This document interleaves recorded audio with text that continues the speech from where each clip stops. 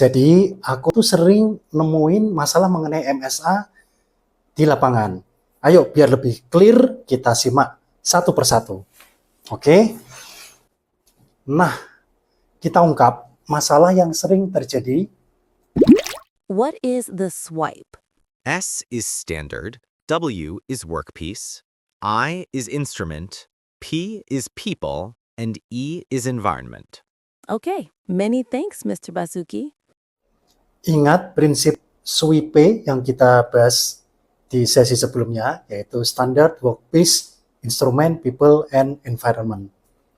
Masalahnya, contoh ketika ada customer claim, maka metode inspeksi, measurement, test dirubah atau direvisi.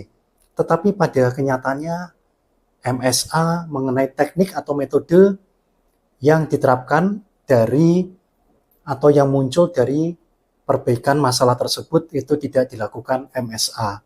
Demikian juga ketika misalkan ada dilakukan built-in quality, maka melibatkan inspeksi dari pihak operator, tetapi pada faktanya atau pada kenyataannya tidak dilakukan MSA. Demikian juga ketika ada relokasi mesin produksi atau relokasi manufaktur di tempat yang baru. Ingat prinsip environment atau muncul perubahan lingkungan yang kemungkinan berpotensi terhadap variansi pengukuran atau inspeksi ataupun tes terhadap karakteristik produk yang direlokasi tersebut. Sehingga contoh dari hal tersebut lazim atau sering ditemui dan menjadi kendala dalam pelaksanaan MSA di lapangan.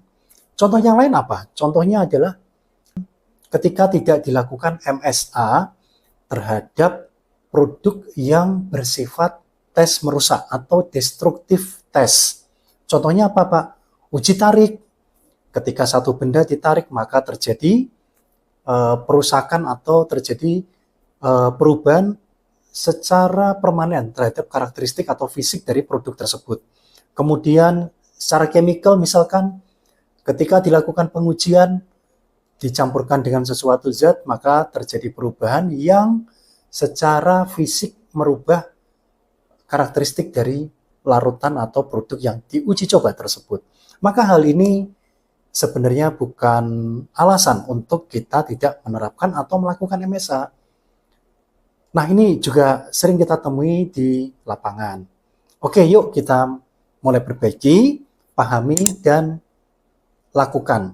Sehingga kedepannya tidak akan atau tidak perlu terjadi lagi masalah tersebut. Oke, setuju?